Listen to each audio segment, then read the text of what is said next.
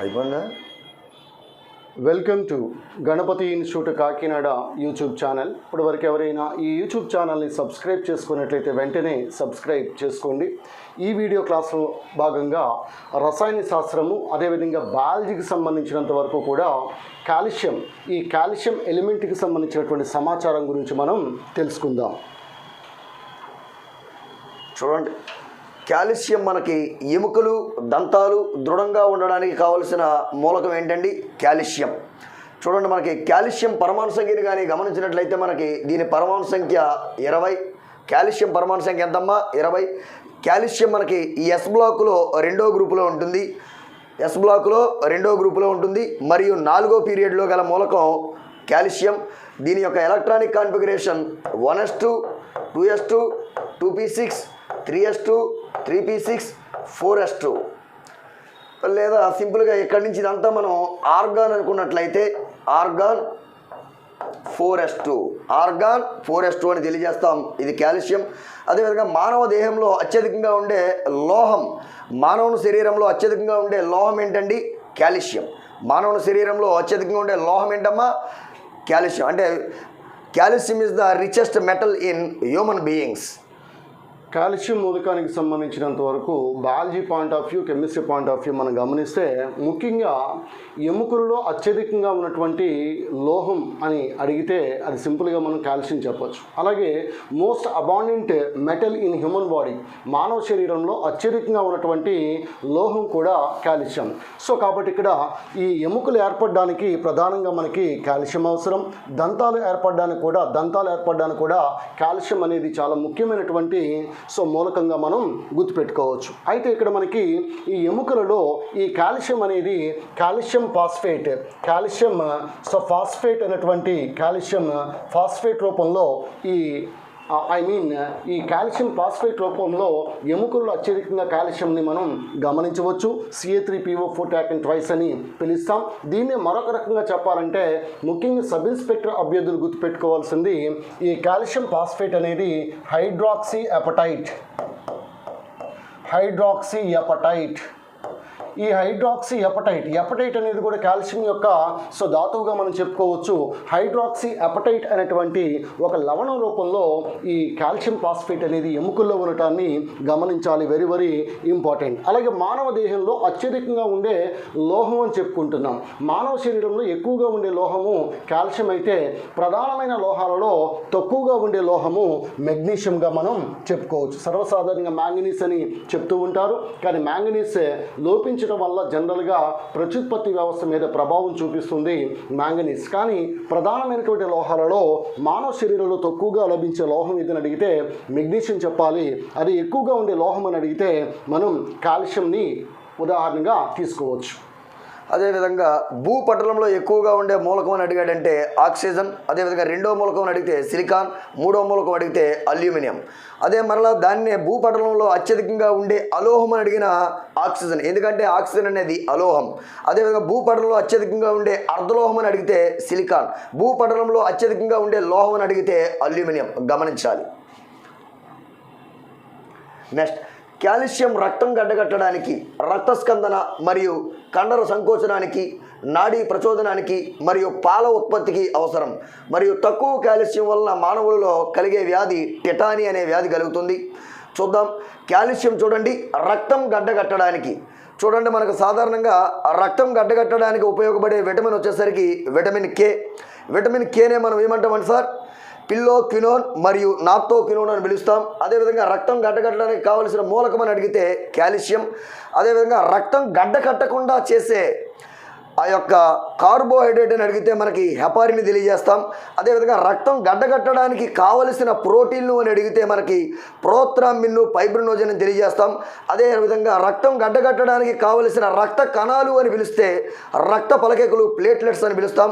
అదేవిధంగా రక్తం గడ్డకట్టకుండా ఉండడానికి కావలసిన కెమికల్ రియేజెంట్స్ అని అడిగితే 1% సోడియం సిట్రేటు మరియు 1% సోడియం ఆక్సలేట్లు.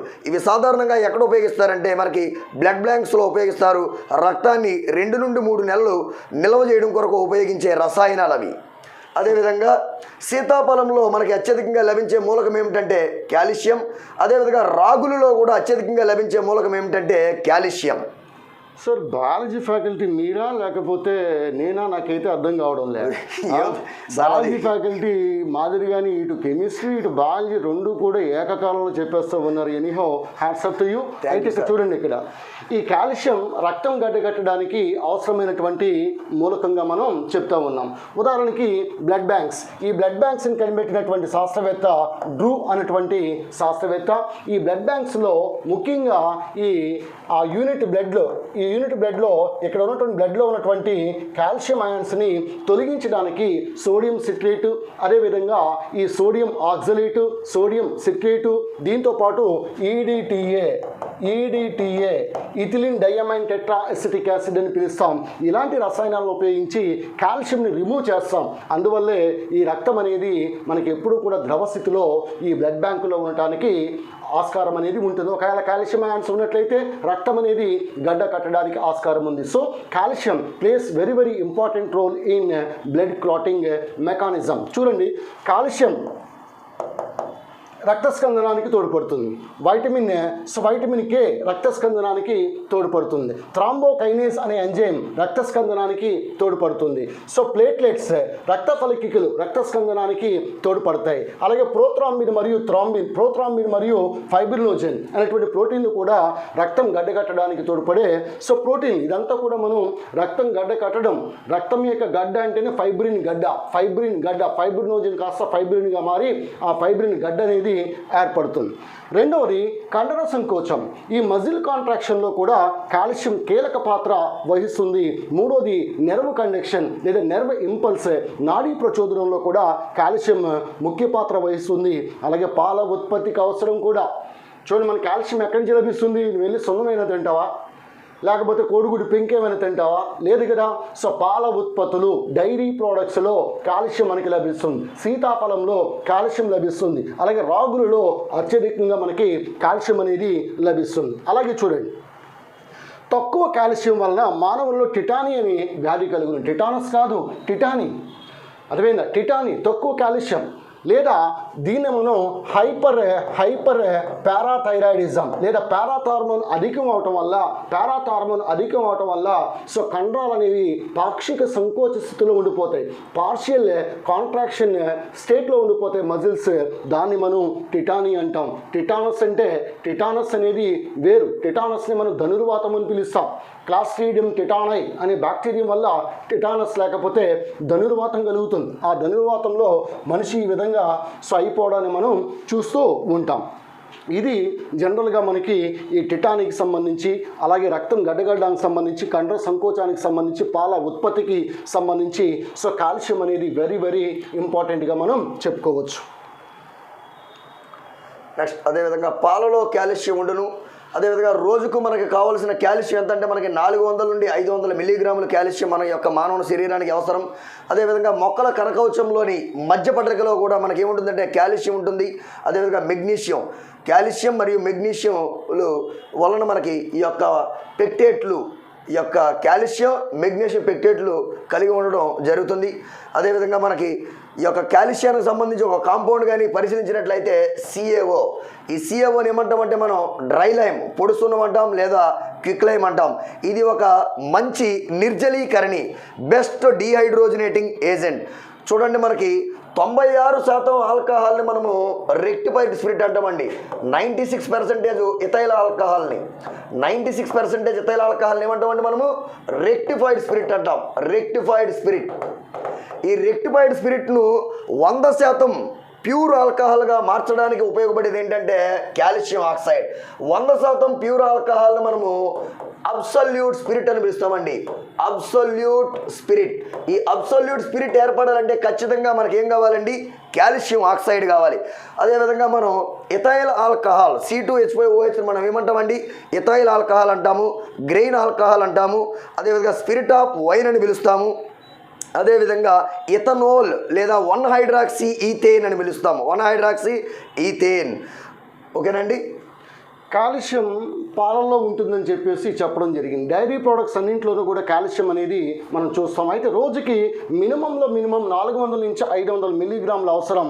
అయితే వయసు రీత్యా 19 నుంచి 50 సంవత్సరాల మధ్యలో ఉంటే రోజుకి 1000 మిల్లీగ్రాములు పర్ డేకి 1000 మిల్లీగ్రాముల వరకు కాల్షియం అనేది అవసరం. ఎందుకంటే ఎముకల్లో డిపాజిట్ అయ్యే మూలకము కాల్షియం.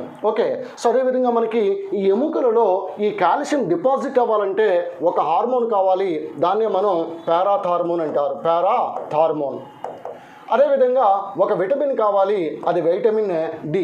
సో కాబట్టి ఇక్కడ పారాథార్మోన్కి వైటమిన్ డికి కాల్షియంకి సంబంధం ఉంటుంది. ఎముకలలోకి కాల్షియం డిపాజిట్ అవ్వాలి అంటే పారాథార్మోన్ అవసరం అవుతుంది, అదేవిధంగా వైటమిన్ డి కూడా అవసరం అవుతుంది. అదేవిధంగా ఈ మొక్కల కణకవచంలో మధ్య పటలికలో మిడిల్ లామెల్లాలో ఈ కాల్షియం మెగ్నీషియం పెక్టేట్లు అనే రసాయన పదార్థాలు ఉండటాన్ని గమనించాలి. అనగా కాల్షియం పెక్టేట్, మెగ్నీషియం పెక్టేట్లు అనేవి ఈ మొక్కల యొక్క కణకవచం. ఫర్ ఎగ్జాంపుల్ ఇక్కడ మనం మొక్క యొక్క కణకవచం ఈ విధంగా తీసుకున్నప్పుడు, లోపల కేంద్రకాన్ని ఈ విధంగా తీసుకున్నప్పుడు ఈ కణకవచంలో మనకి ప్రైమరీ సెల్ వాల్ ఉంటుంది, primary cell wall, secondary cell wall ఉంటుంది, మధ్యలో మనకి ఈ మధ్య పటలిక ఉంటుంది. ఈ మధ్య పటలికలో ఉండే రసాయనాలు ఇవే. మరి ప్రాథమిక కణకవచంలో సెల్యులోజ్ ఉంటుంది, మరి ద్వితీయ కణకవచంలో లిగ్నిన్ వంటి పదార్థం అనేది మనం ద్వితీయ కణకవచంలో చూడవచ్చు. అదేవిధంగా ఈ కాల్షియం ఆక్సైడ్, దీన్ని పొడుసున్నం అన్నాం. అదేవిధంగా లైమ్, కాల్షియం హైడ్రాక్సైడ్, లైమ్. అదేవిధంగా లైమ్ స్టోన్ అనేసరికి దాన్ని మనం CaCO3 అని పిలుస్తాం. కాల్షియం అత్యధికంగా ఏ రూపంలో దొరుకుతుందంటే మనకి CaCO3 రూపంలో లభించడాన్ని మనం గమనించాలి. నెక్స్ట్ అదేవిధంగా మనకి ఈ కాల్షియానికి సంబంధించి ఇంకో కాంపౌండ్ మనకి కాల్షియం హైడ్రాక్సైడ్. ఈ కాల్షియం హైడ్రాక్సైడ్ మనం తడిసున్నం, వెట్ లైమ్ అని పిలుస్తాం, అదేవిధంగా స్లాకెడ్ లైమ్ అని పిలుస్తాం. అదేవిధంగా ఇతర పేర్లు చూద్దాం దీనికి. మొన్న ఎస్ఐలో అడిగాడు ఇక్కడ నుంచి క్వశ్చన్ మనకి. దీన్ని మనం ఇంకా క్లార్క్స్ సొల్యూషన్ అని పిలుస్తాం. అదేవిధంగా మిల్క్ ఆఫ్ లైమ్ అని పిలుస్తాం, మిల్క్ ఆఫ్ లైమ్ అని పిలుస్తాం. అదేవిధంగా దీన్ని చూడండి, సాధారణంగా ఎందుకు ఉపయోగిస్తామంటే సముద్రపు నీటిని మంచినీటిగా మార్చడానికి. అది కూడా టెంపరరీ హార్డ్ వాటర్ని ఈ యొక్క మంచినీటిగా మార్చాలంటే temporary hard water is converting into soft water with the help of calcium hydroxide. అదేవిధంగా ఈ కాల్షియం హైడ్రాక్సైడ్ ఉపయోగించి మనము బ్లీచింగ్ పౌడర్ను తయారు చేస్తాం. కాల్షియం హైడ్రాక్సైడ్ని ఉపయోగించి మనం ఏం తయారు చేస్తామండి? Bleaching powder. చూడండి, కాల్షియం హైడ్రాక్సైడ్కి మనం ఏం కలిపామంటే క్లోరిన్ కలిపాం. అప్పుడు ఏమొచ్చిందంటే మనకి CaOCl2 bleaching powder. Calcium oxychloride లేదా కాల్షియం హైపోక్లోరైడ్ ప్లస్ నీటి ఆవిరి అనేది నీరు ఆవిరి రూపంలో బయటికి పోయింది. ఈ బ్లీచింగ్ పౌడర్ని కనుగొన్నవాడు టెనాంట్ అనేవాడు మనకి బ్లీచింగ్ పౌడర్ని కనుక్కోవడం జరిగింది. సాధారణంగా బ్లీచింగ్ పౌడర్ని ఎక్కడ ఉపయోగిస్తామంటే మనం క్లోరినేషన్ నీటిలోని సూక్ష్మజీవులను నీటిలోని సూక్ష్మజీవులను చంపడానికి మనకి ఈ యొక్క బ్లీచింగ్ పౌడర్లో కూడా ఏమి తోడ్పడుతుందంటే మనకి క్లోరిన్ తోడ్పడుతుంది. ఎందుకంటే క్లోరిన్కి ఎసిడిటీ అనే గుణం ఉంటుంది. ఈ యొక్క ఎసిడిటీ వల్ల మనకి ఆమ్లం ఏర్పడుతుంది. ఆమ్లాలు ఏం చేస్తాయంటే నీటిలో ఉన్న ఆ యొక్క సూక్ష్మజీవులను చంపడం జరుగుతుంది. అదేవిధంగా నీటిలో అధికమైన క్లోరిన్ను తొలగించాలంటే మనం సాధారణంగా ఏం ఉపయోగిస్తామంటే మనము మనకి బేసెస్ ఏదైనా ఉపయోగించవచ్చు లేదా హైపో ఉపయోగించవచ్చు. అంటే నీటిలో అధికమైన క్లోరిన్ను తొలగించడానికి బేసెస్ ఉపయోగించవచ్చు, అదేవిధంగా హైపో కూడా ఉపయోగిస్తాం. CaSO4 జిప్సమ్ అంటున్నారు. CaSO4 ప్లాస్టర్ ఆఫ్ ప్యారిస్ అని పిలుస్తాం, మనకి తెలిసిందే. అయితే ఈ జిప్సమ్ను ప్లాస్టర్ ఆఫ్ ప్యారిస్ మరియు అమ్మోనియం సల్ఫేట్ తయారీకి వాడడం జరుగుతుంది. ఈవెన్ చూడండి, ఈజిప్ట్లో ఉన్నటువంటి పిరమిడ్, దాన్నే గ్రేట్ పిరమిడ్ ఆఫ్ గిజా అంటాం. ఆ గ్రేట్ పిరమిడ్ ఆఫ్ గిజా అనేది దేంతో తయారైందంటే జిప్సమ్తో తయారవడాన్ని గమనించాలి. ఇటీవల ఎవరు కోటీశ్వరుడు కార్యక్రమంలో జూనియర్ ఎన్టీఆర్ నన్ను ఈ ప్రశ్న అడగడం జరిగింది. ప్రపంచంలో అతిపెద్ద పిరమిడ్ ఎక్కడ ఉంటుందని అడగడం జరిగింది. ఇమ్మీడియట్గా నా చిన్నప్పటి నుంచి చదువుకున్నది గ్రేట్ గిజా పిరమిడ్ ఎక్కువగా చదువుకోవటం వల్ల నేను వెంటనే వితిన్ సెకండ్ ఈజిప్ట్ అని ఆన్సర్ ఇవ్వడం జరిగింది. కానీ అది రాంగ్ ఆన్సర్ అయ్యింది. సో మనం నాకు ఎంత తెలిసినప్పటికీ కూడా కొన్ని సందర్భాల్లో మనం కూడా కొన్ని తప్పటడుగులు వేస్తాం. సో ఇక్కడ నేను నేర్చుకున్నది ఏంటంటే ఇంకా నేర్చుకోవాల్సింది చాలా ఉంది. నాకు కేవలం 1% మాత్రమే నాలెడ్జ్ అనేది సో ఉంది అని జూనియర్ ఎన్టీఆర్ నాకు ఆ రోజు ఐ ఓపెన్గా అవటాన్ని గమనించాలి. ఎందుకంటే ప్రపంచంలో అతిపెద్ద పిరమిడ్ అనేది మెక్సికోలో ఉంది. మెక్సికో. సో అది ఎక్కడా కూడా మనకి ఏ జీకే పుస్తకంలో కానీ లేకపోతే ఎక్కడా లేదు. ఓన్లీ గూగుల్లో ఉన్నటువంటి సమాచారం. అప్పుడప్పుడు నాకు నేనే గూగుల్గా సో ఫీల్ అయిపోవటం వల్ల అక్కడ ఈజిప్ట్ వెంటనే ఫస్ట్ ఆప్షన్ కూడా ఈజిప్ట్ కనబడడంతో ఈజిప్ట్ని ఆన్సర్ చేయడం అనేది జరిగింది. ఎనీహౌ సో ఆ వెళ్ళినటువంటి పార్టిసిపెంట్ కూడా సో పెద్దగా బాధపడలేదు. ఎందుకంటే సో ఆ విద్యార్థికి నా గురించి తెలుసు. ఏమైనప్పటికీ కూడా సో మొత్తానికి ఆ విద్యార్థి 3,20,000 రూపాయలు గెలుచుకోవడం అనేది జరిగింది. సో ఆయన కోసం టైం కూడా చాలా వరకు నేను 2-3 రోజులు టైం కేటాయించడం కూడా జరిగింది. ఇదే ఎవరు కోటీశ్వరుడు చిరంజీవి ఎపిసోడ్లో సో నేను ఆన్సర్ చేయటం వల్ల మా కొలీగ్ మా సార్కి 6,40,000 రూపాయలు రావటం కూడా మీ అందరికీ తెలిసిందే. ఏమైనప్పటికీ కూడా ఇక్కడ జిప్సమ్, ఈ జిప్సమ్ అనేది so great pyramid of Giza, ఆ పిరమిడ్ తయారీలో జిప్సమ్ని వాడతారు. The leading producer of gypsum in India is రాజస్థాన్గా మనం గుర్తుపెట్టుకోవచ్చు. అదేవిధంగా ఇక్కడ plaster of Paris so Ganapati విగ్రహాల తయారీకి కానీ లేదా ఎముకలకి కట్టడానికి కానీ సో లేకపోతే ఏదైనా ఒక సో గోడకి ఈ రకంగా మనకి ప్లాస్టర్ ఆఫ్ పారిస్ని జనరల్గా CSO4 సో H2Oను ప్లాస్టర్ ఆఫ్ పారిస్ అని పిలుస్తున్నాం. CSO4 2H2Oను జిప్సమ్ అని పిలుస్తున్నాం. అలాగే ఈ కాల్షియం సల్ఫేట్ అనేది మనకి ముఖ్యంగా చూడండి బోర్డాక్స్ మిశ్రమం. బోర్డాక్స్ మిశ్రమం. ఈ బోర్డాక్స్ మిశ్రమం అంటే ఇది ఒక ఫంగీసైడ్ అంటే శిలీంద్రనాశిని అని పిలుస్తాం. ఈ శిలీంద్రనాశిని లేకపోతే ఫంగీసైడ్గా పిలువబడేది బోర్డాక్స్ మిశ్రమం. ఈ బోర్డాక్స్ మిశ్రమంలో కూడా మనకి కాల్షియం సల్ఫేట్ ఉండటాన్ని గమనించాలి. నెక్స్ట్ చూడండి, జిప్సాన్ని మనకు 120 డిగ్రీల సెంటీగ్రేడ్ వేడి చేస్తే మనకి ప్లాస్టర్ ఆఫ్ ప్యారిస్ ఏర్పడింది. ఆల్రెడీ సార్ చెప్పారు. అదేవిధంగా ఈ ప్లాస్టర్ ఆఫ్ ప్యారిస్ని ఎక్కడ ఉపయోగిస్తామంటే బ్యాండేజ్ల మందు, అదేవిధంగా దేవతా విగ్రహాల తయారీలో, అదేవిధంగా బ్లాక్ చాక్స్లో ఉపయోగిస్తారు. నెక్స్ట్ కాల్షియం కార్బోనేట్, CaCO3 ఏమంటామండి? కాల్షియం కార్బోనేట్ అని పిలుస్తాం. అదేవిధంగా దీన్నే మనం సున్నపురాయి లైమ్స్టోన్ అంటాం. సాధారణంగా దీన్ని దేనికి ఉపయోగిస్తామంటే టూత్ పౌడర్ తయారీలో ఉపయోగిస్తాం. అదేవిధంగా టూత్ పేస్టుల నందు, ఇంకా భవనాల వైట్ వాషింగ్ నందు, మరి అదేవిధంగా సిమెంట్ పరిశ్రమలో, గాజు పరిశ్రమలో కూడా ఏం ఉపయోగిస్తారంటే కాల్షియం కార్బోనేట్ ఉపయోగిస్తారు. అయితే ఈ కాల్షియం కార్బోనేట్ కానీ మనం గమనించినట్లయితే ఇంకా మనం ముత్యాలలో కూడా ఏం చూస్తామంటే మనం కాల్షియం కార్బోనేట్ చూపిస్తాం. అదేవిధంగా CaCO3 MgCO3ని మనం డాలమైట్ అని పిలుస్తాం. సాధారణంగా చూడండి టూత్ పేస్ట్ మనకి చేదుగా ఉంటుంది. ఎందుకు చేదుగా ఉంటుందంటే మనకు అది క్షారం. అది ఏంటంటే క్షారం. ఎందుకంటే మనం తిన్న ఆహారం ఏ ఆహారమైనా గ్లూకోజ్గా మారుతుంది. గ్లూకోజ్ యొక్క ఎండ ప్రోడక్ట్ మనకి పైరువిక్ ఆమ్లం, అంటే నోట్లో ఖచ్చితంగా మనకి ఆమ్లాలు తయారవుతాయి. ఆమ్లాలు దేంతో న్యూట్రలైజ్ చేయబడతాయి అంటే క్షారాలతో. అందుకనే టూత్ పేస్ట్లు మనకి దేంతో తయారు చేస్తారంటే క్షారాలతో తయారు చేస్తారు, గమనించాలి.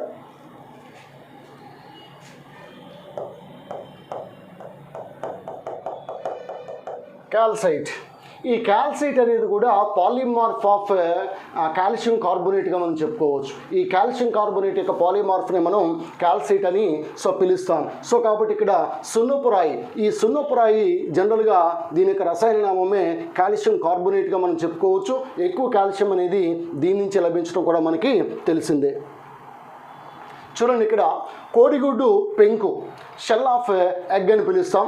మలస్కార్ జీవుల కరపరాలు, షెల్స్ ఆఫ్ మలస్కన్స్ అండ్ నత్త, ఆల్చిప్ప, స్నేల్ అండ్ మసెల్. సో ఈ నత్త మరియు ఆల్చిప్పల యొక్క కరపరాలు, అదేవిధంగా ప్రవాళాలు లేకపోతే పగడాలు అని పిలుస్తాం. సో కోరల్స్ అని పిలుస్తాం. అలాగే స్పంజికుల యొక్క కంటకాలు, స్పిక్యూల్స్ ఆఫ్ స్పాంజెస్. నెక్స్ట్ పాలరాయి, మార్బుల్. సో అదేవిధంగా చాక్లో కూడా సో ఈ రకంగా ఈ కాల్షియం అనేది సో ఇన్ని రకాల ఉత్పత్తుల్లో మనం చూడవచ్చు.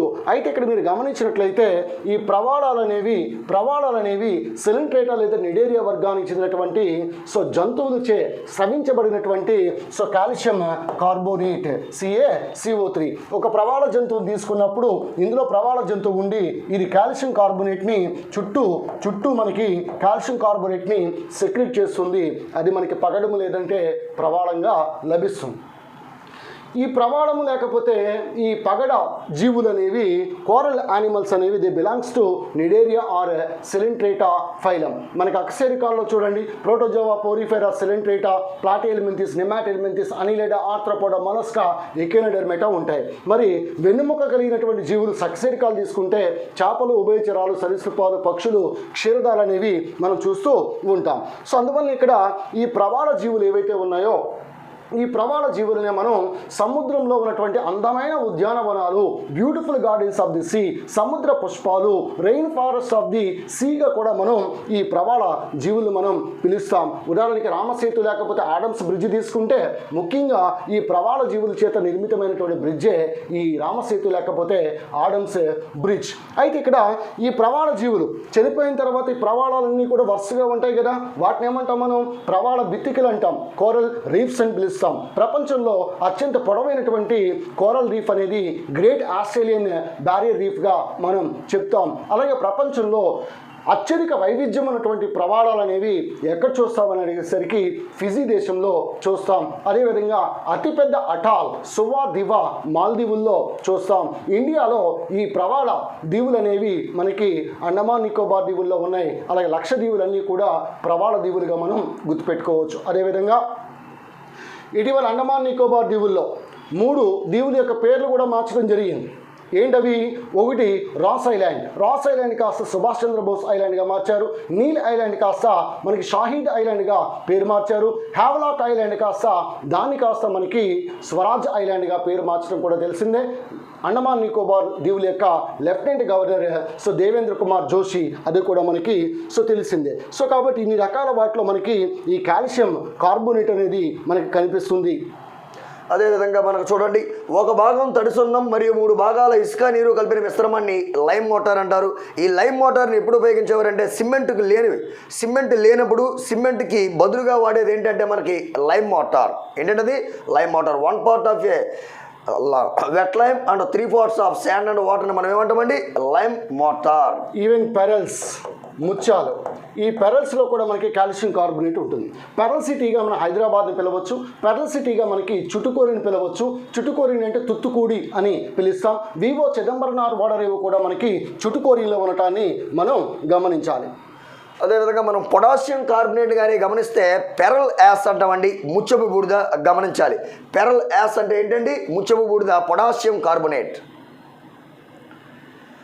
అదేవిధంగా చూడండి, కాల్షియం హైడ్రాక్సైడ్ను milk of magnesia. Calcium hydroxide అంటే CaOH ట్వైస్. కాల్షియం హైడ్రాక్సైడ్ను మిల్క్ ఆఫ్ లైమ్ అంటాం, ఆల్రెడీ చెప్పాం. అదేవిధంగా మెగ్నీషియం హైడ్రాక్సైడ్ను మిల్క్ ఆఫ్ మెగ్నీషియా అంటే అది మనకి MgOH ట్వైస్. అదేవిధంగా ఈ రెండింటిని మనం సాధారణంగా ఎక్కడ ఉపయోగిస్తామంటే యాంటాసిడ్స్ అంటే ఏంటంటే మనకి సాధారణంగా మనకి ఉదరంలో తయారయ్యే ఆమ్లం గ్యాస్ట్రిక్ యాసిడ్ ఏంటంటే HCl. ఆ HCl కానీ అధికమైనట్లయితే ఉదరంలోని అధికమైన ఆమ్లాలను తొలగించి ఉదరం యొక్క pHను సాధారణ స్థాయికి తెచ్చే వాటిని ఏమంటామంటే మనము antacids are nothing but bases or alkalis. సాధారణంగా మనకి ఎక్కువగా ఉపయోగించేది మెగ్నీషియం హైడ్రాక్సైడ్. ఆ తదుపరి ఉపయోగించేది ఏంటంటే అల్యూమినియం హైడ్రాక్సైడ్. ఈ అల్యూమినియం హైడ్రాక్సైడ్ లేదా కాల్షియం హైడ్రాక్సైడ్, మెగ్నీషియం హైడ్రాక్సైడ్ ఏ క్షారాన్నైనా మనం సాధారణంగా ఎందుకు ఉపయోగిస్తామంటే యాంటాసిడ్లుగా ఉపయోగిస్తాం. అదేవిధంగా సోడియం బైకార్బోనేట్ను బయట మంటలార్పడానికి ఉపయోగిస్తాం. అదేవిధంగా అల్యూమినియం హైడ్రాక్సైడ్ను మంటలార్పడానికి ఉపయోగిస్తాం. అదేవిధంగా కార్బన్ డైఆక్సైడ్ను మంటలను ఆర్పడానికి ఉపయోగిస్తాం. అదేవిధంగా CCl4 కార్బన్ టెట్రాక్లోరైడ్ను కూడా మనం ఎక్కడ ఉపయోగిస్తామంటే మంటలను ఆర్పడానికి ఉపయోగించే రసాయనాలు. నీటిని ఎలాగా క్యాజువల్గా ఉపయోగిస్తాం, వీటిని కూడా ఉపయోగిస్తాం. గమనించాలి. ఎస్ సార్, కార్బన్ టెట్రాక్లోరైడ్ని ఏమంటాం, పైరీన్ అని వాణిజ్యపరంగా మనం పిలుస్తాం. సరే, దాన్ని పక్కన పెడితే ఈ కాల్షియం లోపం వల్ల చిన్నపిల్లల్లో రికెట్స్, ఎందుకంటే వైటమిన్ డి లోపం వల్ల రికెట్స్ మనకి కలుగుతుంది. అదేవిధంగా పెద్దవారిలో ఆస్టియోమలేషియా కూడా కలుగుతుంది. అలాగే కాల్షియం కనుక లోపించినప్పుడు ఆస్టియోపోరోసిస్ కూడా కలుగుతుంది. Osteoporosis, right. సో అదేవిధంగా కాల్షియం ఆక్సిలేట్ అనేది మానవుని మూత్రపిండంలో రాళ్లను ఏర్పరిచే ఒక సిస్టోలిత్ అని పిలుస్తాం. సో కాబట్టి ఈ కిడ్నీ స్టోన్స్ అనేవి దేంతో ఏర్పడి ఉంటాయంటే కాల్షియం ఆక్సిలేట్లుగా మనం చెప్పుకోవచ్చు. అదేవిధంగా మనకి ఇంకా బైల్ స్టోన్స్ ఉంటాయి. బైల్ స్టోన్స్, పిత్తాశయంలో రాళ్ళు అనేవి ఉంటాయి. సో అది బైల్ స్టోన్స్ అని పిలుస్తుంటాం. అలాగే ఇవి కిడ్నీ స్టోన్స్ ముఖ్యంగా ఈ కాల్షియం ఆక్సిలేట్ కారణంగా ఈ ఫర్ ఎగ్జాంపుల్ మనం టమాటా లాంటి ఆహారం తీసుకున్నప్పుడు దానిలో ఆక్సాలిక్ యాసిడ్ ఇలా కొన్ని రసాయనిక చర్యల కారణంగా ఈ కాల్షియం ఆక్సిలేట్ ఏర్పడడాన్ని గమనించాలి. చూడండి, మనకి కిడ్నీలో రాళ్లకు కారణమైన క్షారం అని అడిగాడు అనుకోండి, కాల్షియం హైడ్రాక్సైడ్. కిడ్నీలో రాళ్లకు గల కారణమైన ఆమ్లం అని అడిగాడు అనుకోండి, ఆక్సాలిక్ యాసిడ్. చూడండి, ఈ కాల్షియం హైడ్రాక్సైడ్ అదేవిధంగా ఆక్సాలిక్ ఆమ్లం కలయిక వలన ఏర్పడేది కాల్షియం. చూడండి ఏంటంటే కాల్షియం ఆక్సలేట్. ఈ CaC2O4 అంటే కాల్షియం ఆక్సలేట్. అదేవిధంగా కాల్షియం సైనమైడ్, ఆల్రెడీ నిన్న చెప్పుకున్నాము. కాల్షియం సైనమైడ్ అంటే CaCN2. కాల్షియం సైనమైడ్ అన్నది ఒక ఎరువు, ఫెర్టిలైజర్. అదేవిధంగా కాల్షియం కార్బైడ్ అంటే మనకి CaC2. దీన్ని వెల్డింగ్లో వాడతారు. చూడండి, మనకి కాల్షియం కార్బైడ్కి 2 మోల్లు నీటిని కలిపినట్లయితే, కాల్షియం కార్బైడ్కు 2 మోల్లు నీటిని కలిపినట్లయితే మనకి ఏం ఏర్పడిందంటే C2H2 ప్లస్ CaOH ట్వైస్. చూడండి, ఈ C2H2 అంటే మనకి ఎథైన్ లేదా ఎసిటిలీన్. ఎథైన్ లేదా ఎసిటిలీన్ అని పిలుస్తాం. దీన్ని ఎథైన్ లేదా ఎసిటిలీన్ అని పిలుస్తాం. సాధారణంగా ఎథైన్ ఎందుకు ఉపయోగిస్తామంటే మనం వెల్డింగ్లో ఉపయోగిస్తాం. అదేవిధంగా ఆర్టిఫిషియల్ రైపనింగ్ ఫ్రూట్స్, ఆర్టిఫిషియల్ రైపనింగ్లో కూడా ఏం ఉపయోగిస్తామంటే మనం ఎథైన్ ఉపయోగిస్తాం. అదేవిధంగా ఫలాలు సహజంగా పండాలంటే ఏం ఉపయోగిస్తామండి సార్? ఫలాలు సహజంగా పండాలంటే ఇథిలీన్. ఆ ఇథిలీన్ ఫార్ములా C2H4. ఇథిలీన్ లేదా ఈథీన్, ఇది ఫలాలు సహజంగా పండడానికి, ఇది ఫలాలు కృత్రిమంగా పండడానికి. అదేవిధంగా కాల్షియం కార్బైడ్ను కూడా ఫలాలు కృత్రిమంగా పండడానికి ఉపయోగిస్తాం. ఆల్రెడీ చెప్పుకున్నాం కాల్షియం నైట్రేట్. ఈ కాల్షియం నైట్రేట్ని మనం Norwegian salt Peter CaNO3 twice అని పిలుస్తాం. ఈ రెండింటిని ఏదేమైనప్పటికీ మనం ఎలా ఉపయోగిస్తామండి? ఎరువులుగా ఉపయోగిస్తాం, ఫెర్టిలైజర్స్. సో నేను ఆల్రెడీ మనం చెప్పుకున్నాం. సో పొటాషియం నైట్రేట్ KNO3, దీన్నే మనం ఇండియన్ సాల్ట్ పీటర్ లేదా బెంగాల్ సాల్ట్ పీటర్ అని చెప్పుకున్నాం. అలాగే NaNO3 దీన్నే మనం చిలీ సాల్ట్ పీటర్ అని చెప్పుకున్నాం. అలాగే సార్ ఇప్పుడు చెప్పినట్టుగా నార్వీజియన్ సాల్ట్ పీటర్ కాల్షియం నైట్రేట్గా మనం చెప్పుకోవచ్చు. అలాగే ఫ్రూట్ రైపనింగ్ హార్మోన్గా పిలువబడేది వృక్ష హార్మోన్. సో ప్లాంట్ హార్మోన్ అని పిలుస్తాం, ఫైటో హార్మోన్ అని పిలుస్తాం, ఇథిలీన్గా మనం చెప్పవచ్చు. అయితే ఇటీవల కాలంలో ఎక్కువగా మనకి ఈ కాల్షియం కార్బైడ్ అనేటువంటి పదం వినిపిస్తూ ఉంది. దీన్ని ఫ్రూట్స్ మీదకి జల్లితే ఆటోమేటిక్గా ఈ పచ్చి అరటిపళ్ళ మీద జల్లినట్లయితే అవి పైన ఉన్నటువంటి తొక్క అంతా కూడా పసుపు రంగులోకి వస్తుంది. నువ్వు నోట్లో అరటిపండు పెట్టుకున్నప్పుడు అది గట్టిగానే ఉంటుంది, పైన తొక్క మట్టుకు మనకి పసుపు రంగులోకి మారిపోవడాన్ని మనం చూస్తూనే ఉంటాం. సో ఇక్కడ ఇది కాల్షియంకి సంబంధించినటువంటి ముఖ్యమైనటువంటి సమాచారం. సో దీంతోపాటు మనకి ఈ కాల్షియంకి సంబంధించినంత వరకు ఈ హంఫ్రీ డేవి అనేటువంటి శాస్త్రవేత్త ఈ కాల్షియం మూలకాన్ని, సోడియం మూలకాన్ని, పొటాషియం మూలకాన్ని కూడా కనుగొన్న శాస్త్రవేత్త హంఫ్రీ డేవి అనేటువంటి శాస్త్రవేత్తగా మనం గుర్తుపెట్టుకోవచ్చు. సో అదేవిధంగా మనకి గణపతి ఇన్స్టిట్యూట్లో ముఖ్యంగా కాకినాడ బాన్గుడి సెంటర్ 3rd ఫ్లోర్లో చార్నాటీ సెంటర్ పైన ఇక్కడ AP sub inspectors 2022 so intensive and integrated special batch అనేది స్టార్ట్ అవుతా ఉంది. ఈ ఇంటెన్సివ్ బ్యాచ్ కేవలం 100 మందికి మాత్రమే అవకాశం ఉంటుంది. సో నా ఆధ్వర్యంలో, నా యొక్క లీడర్షిప్లో మీకు ఈ sub inspectors intensive and integrated batch అనేది స్టార్ట్ అవుతూ ఉంది. చరిత్రను మళ్ళీ సృష్టించబోతూ ఉన్నాం. గతంలో జరిగినటువంటి సబ్ ఇన్స్పెక్టర్లో ఎక్కువ ఉద్యోగాలు సాధించినటువంటి తూర్పుగోదావరి జిల్లాలో ఎక్కువ ఉద్యోగాలు సాధించినటువంటి సంస్థ గణపతి ఇన్స్టిట్యూట్. కావాల్సి ఉంటే మీరు ఎవరినైనా ఎంక్వైరీ చేసుకుని అప్పుడు జాయిన్ అవ్వండి. అలాగే ముఖ్యంగా సంస్థ యొక్క మెటీరియల్, ఇది తెలుగు మీడియం, ఇంగ్లీష్ మీడియం 2022ను దృష్టిలో పెట్టుకుని ఆ మెటీరియల్ని తయారు చేయడం జరిగింది. మీరు ఎన్ని పుస్తకాలు చదివినా అల్టిమేట్గా మళ్ళీ గణపతి ఇన్స్టిట్యూట్ యొక్క మెటీరియల్ చదవక తప్పదు. ఈ విషయాన్ని మీరు గమనించండి. అయితే ఇక్కడ మనకి ఈ సబ్ ఇన్స్పెక్టర్స్ ఈ 2022 బ్యాచ్ అనేది ఒక ఇంటెన్సివ్ బ్యాచ్. దీని యొక్క ఫీ వివరాలు మీకు 40,000 రూపాయల వరకు ఈ ఫీ. ఇంత ఫీ ఎక్కువగా ఉండగల కారణం ఏంటని అడిగితే మా దగ్గర ఒక డిజిటల్ లైబ్రరీ, అదేవిధంగా లైబ్రరీతో పాటు స్టడీ రూమ్తో పాటు మీకు నెంబర్ ఆఫ్ బుక్స్, దీంతో పాటు హ్యాండ్అవుట్లు, ముఖ్యంగా ప్రతి సబ్జెక్ట్ మీదను బయాలజీ తీసుకుంటే అస్థిపంజర వ్యవస్థ మీద ఒక హ్యాండ్అవుట్ లెవెల్ 2, అలాగే శ్వాస వ్యవస్థ, రక్త ప్రసరణ వ్యవస్థ, కెమిస్ట్రీ తీసుకుంటే కార్బన్ రసాయన శాస్త్రం మీద ఒకటి, ద్రావణాల మీద ఒకటి, అలాగే వాయుస్థితి మీద ఒకటి, పరమాణు నిర్మాణం మీద ఒకటి, అలా ప్రతి దాని మీద లెవెల్ 2 ఎగ్జామినేషన్స్. మేము సొంతంగా తయారు చేసినటువంటి క్వశ్చనేర్ అనేది దానిలో ఉంటుంది. అందువల్ల లెవెల్ 2 ప్రోగ్రామ్ కోసమైనా సరే గణపతి ఇన్స్టిట్యూట్లో తప్పనిసరిగా సబ్ ఇన్స్పెక్టర్ ఉద్యోగం సాధించాలనుకునే విద్యార్థులకి గొప్ప అవకాశం. ఇక్కడ arithmetic Sivasankar sir, Balachandra sir, Subhash sir, reasoning Sivasankar sir, Naidu sir, Vicky sir, general studies Ganapathi team. ముఖ్యంగా నాచే బయాలజీ నేనే టీచ్ చేయడం జరుగుతుంది. కెమిస్ట్రీ మీ ముందే ఉన్నటువంటి మన Sitaramaraju sir, physics Vinod sir, science and technology నేనే టీచ్ చేయడం జరుగుతుంది. అదేవిధంగా ఇండియన్ జాగ్రఫీ రాము సార్, అదేవిధంగా చాలా జాగ్రఫికల్ అంశాలన్నీ కూడా నేను చెప్పడం జరుగుతుంది. Indian economy Arjun sir, English Anil sir, Indian polity Lakshmi Naidu sir, Indian history the great Upendra sir, అదేవిధంగా GK and current affairs. GK and current అఫైర్స్కి సంబంధించినంత వరకు నాతో పాటు కూడా డిఎంఆర్ సార్, మధు సార్, ఇలాగా మనకి ఈ ఫ్యాకల్టీ, అద్భుతమైనటువంటి ఫ్యాకల్టీ, వీరిచే మాత్రమే ఈ సబ్ ఇన్స్పెక్టర్స్ క్లాసెస్ అనేవి కండక్ట్ చేయడం జరుగుతుంది. Both EM and TM batches ఉన్నాయి. AP number 1 English medium and Telugu medium material for sub inspectors అని చెప్పడం జరిగింది. లెవెల్ 2 డైలీ టెస్ట్ ప్రోగ్రామ్ ఉంది. 100 model examinations, 100 model examinations with explanation. గుర్తుపెట్టుకోండి, ఇది 100 మోడల్ ఎగ్జామినేషన్స్ ఖచ్చితంగా గణపతి ఇన్స్టిట్యూట్లో కండక్ట్ చేయడం జరుగుతుంది. ఈసారి సబ్ ఇన్స్పెక్టర్ ఉద్యోగం ఎందుకు రాదో మేము కూడా ఈగర్గా వెయిట్ చేస్తూ ఉన్నాం. అందువల్ల ప్రతి విద్యార్థి కూడా ఈ అవకాశాన్ని ఉపయోగించుకోండి. స్టడీ రూమ్ ఉంది, లైబ్రరీ ఫెసిలిటీ ఉంది, ఓన్ హాస్టల్ కూడా సదుపాయం ఉంది. సుదూర ప్రాంతాల నుంచి ఆంధ్రప్రదేశ్లో ఉన్న 13 జిల్లాలు, రాయలసీమలో ఉన్నటువంటి 4 జిల్లాలతో పాటు అదేవిధంగా మనకి ఈ కోస్తాంధ్రలో ఉన్నటువంటి జిల్లాలు, మొత్తం అన్ని జిల్లాల విద్యార్థులు ఈ అవకాశాన్ని యూటిలైజ్ చేసుకోండి.